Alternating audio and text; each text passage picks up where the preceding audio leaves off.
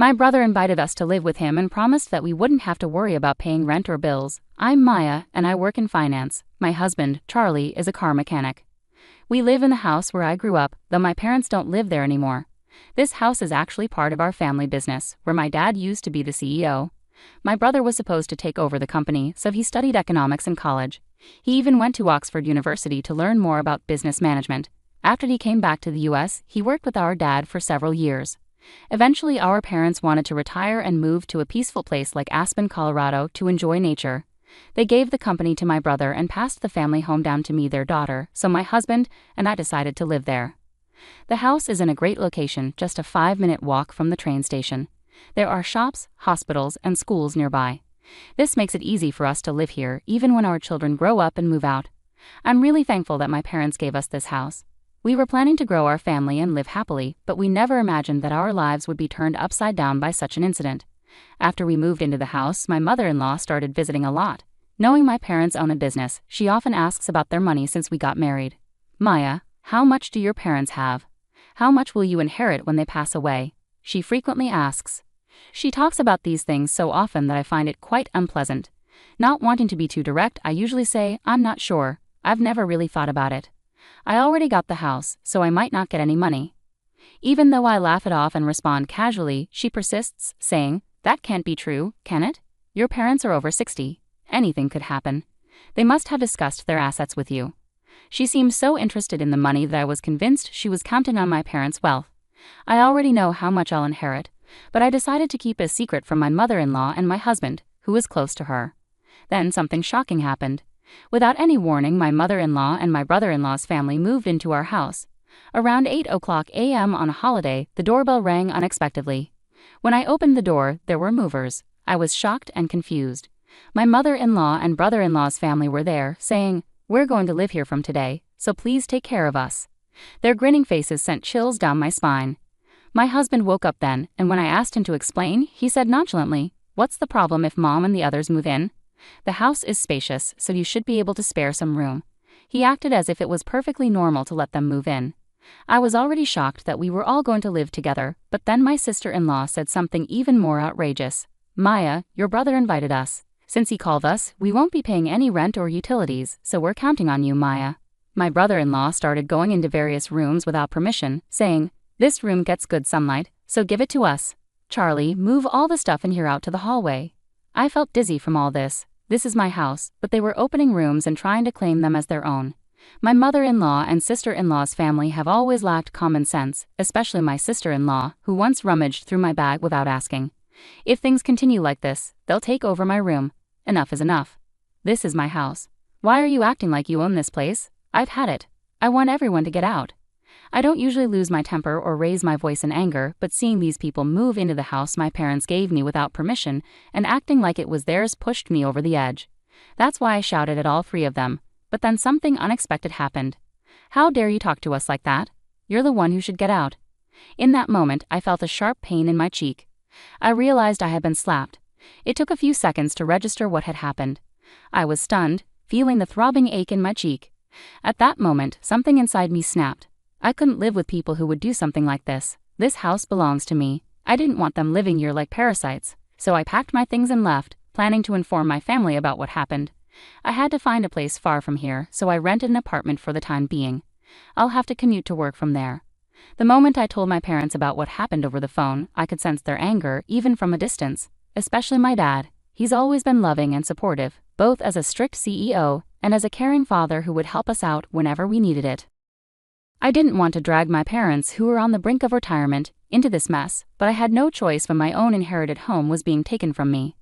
While I stayed in the monthly apartment, I was sure my husband and his family were freely using my house, so I decided to follow a suggestion from my brother and father.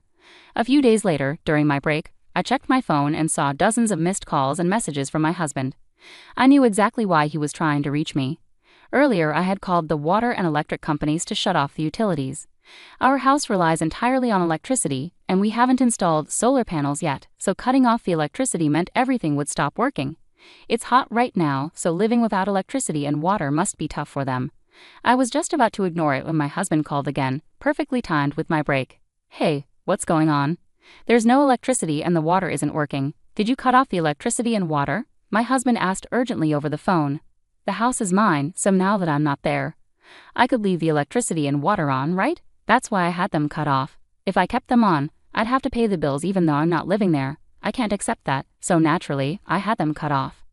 After this, my husband was furious and demanded that I immediately restore the utilities. But just because he said so didn't mean I would agree with him. If they wanted the utilities back on, they should pay for it themselves. They'd always say, "It's your house, so you should pay," but their words and actions don't match up. I have no intention of renewing the utilities or giving in to their demands. I simply told them, if you don't like it, then leave the house immediately, and hung up because my break was ending. Later, my mother-in-law, sister-in-law, and brother-in-law all called me, saying the same thing. They wanted me to reconnect the electricity and water. They complained about the heat and discomfort in their rooms and how inconvenient it was without water. But I saw all of this as their problem, not mine. After listening to their complaints, I told them to handle it themselves and ended the call. I figured they were just being greedy and hoped they would give up and leave soon. Even after a whole week passed, they still hadn't left. So I decided to take action. I talked to my father's company's lawyer and asked him to send a notice to my husband.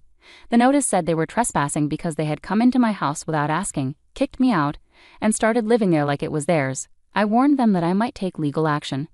My husband was shocked to get the lawyer's letter. He came to me worried, asking why I had gone so far. Hey, what's happening?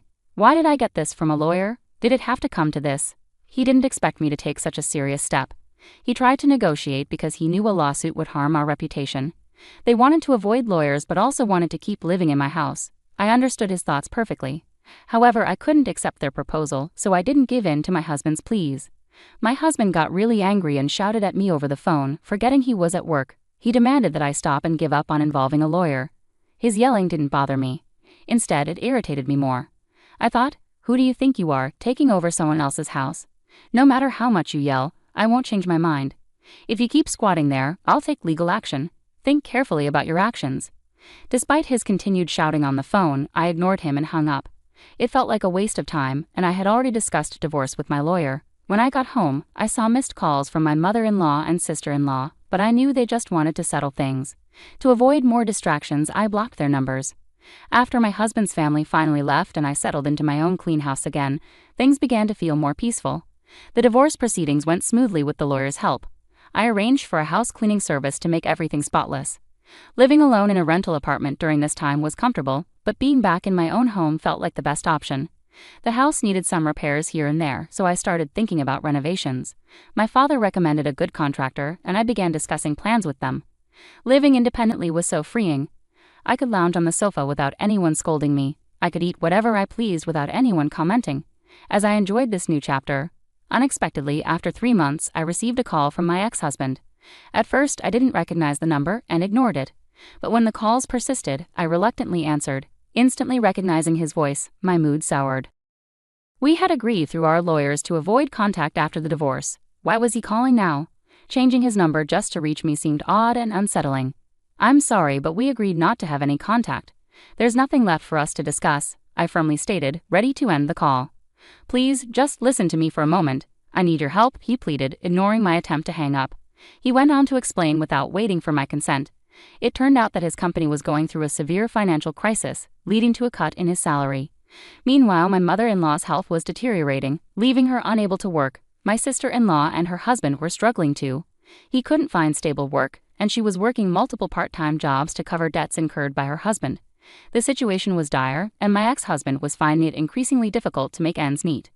Upon hearing all of this, I could only muster a flat response. Okay, I see. After all, they had invaded my home without permission, taken over, and then tried to force me out. It was simply unbelievable. I felt no connection to people who could do such a thing and had no sympathy for their plight. Even if you tell me all this, it doesn't change anything. It's your family's problem, and you need to figure it out yourselves. There's nothing I can do, I asserted firmly. My ex-husband became even more desperate. Please don't say that. We're in serious trouble. We won't even have enough for rent or food soon. Remember, we used to be a family. Please, I'm begging you to help us, he pleaded, his voice trembling with emotion. I couldn't be swayed. When I faced difficulties, my ex-husband and his family offered no support. Instead, they looked down on me. Like my mother-in-law, my sister-in-law and brother-in-law always treated me with disdain. They mocked my simple appearance and traditional beliefs, telling me not to visit because they claimed my old-fashioned ways were rubbing off on them, disregarding how hurtful their words were. My mother-in-law exacerbated matters by pressuring me to have a baby immediately, insisting on strange herbal remedies, arranging unnecessary doctor's visits, and spreading rumors among the neighbors that I was infertile. Looking back, there wasn't a single positive aspect to my marriage. My ex-husband, once kind before we wed, transformed into a puppet controlled by my mother-in-law after our wedding. On the first day my mother-in-law barged into our home, I happened to be out for an appointment. She complained tearfully to my husband, "I wanted to see Maya, but she wasn't here. I want to be friends with Maya. I'm sad." After hearing his mother cry, my ex-husband immediately sided with her without hearing my perspective. She claimed she wanted us to get along, yet whenever we met, she would openly criticize me. Whether at home or in public, she'd loudly say things like, "My son seems to have lost weight. Is your cooking so bad he can't eat properly?" My sister-in-law and brother-in-law joined in, laughing at me as well. Dealing with people who behaved this way became unbearable. No matter what they said now, my feelings toward them wouldn't change. "I can't help you all," I declared, "so I'm ending this call now. And please never contact me again." With that, I hung up and blocked their new number. Knowing my ex-husband, I anticipated he might try to reach out again, so I decided to change my phone number that weekend. But before I could, the four of them broke the agreement made with our lawyers. At 11:00 p.m., they showed up at my doorstep, demanding to be let in. "Open the door. Take care of us. We're family. You owe us." They banged on the door, shouting without any regard for the late hour. "Hey, what's going on at this hour? Please go back home. You're disturbing the neighbors," I urged as I approached the door. They seemed poised to force their way in, so I attempted to reason with them through the intercom. But they ignored me completely, banging on the door and creating a commotion. Dealing with their reckless behavior left me feeling overwhelmed. I considered calling the police when I heard sirens approaching from outside. Apparently, a neighbor had taken action. Upon hearing the police sirens, the group assumed I had called the authorities and tried to flee. However, they were surrounded by onlookers, making escape impossible. The responding officers escorted them to the police station. I was questioned about the incident and provided a full account of what had transpired. News of the incident quickly spread throughout the neighborhood, and it reached a coworker of my ex-husband's who was among the bystanders. By the following day, the entire office was aware of the situation. Already struggling due to a pay cut, my ex-husband faced additional consequences as the company took action. He lost his job and could no longer afford his apartment rent. Financial strain caused rifts in his relationships, even leading to his sister's family parting ways with him. Now Charlie lives in public housing with his mother, juggling multiple part-time jobs to make ends meet. Even his mother has taken on part-time work in a desperate bid to earn money.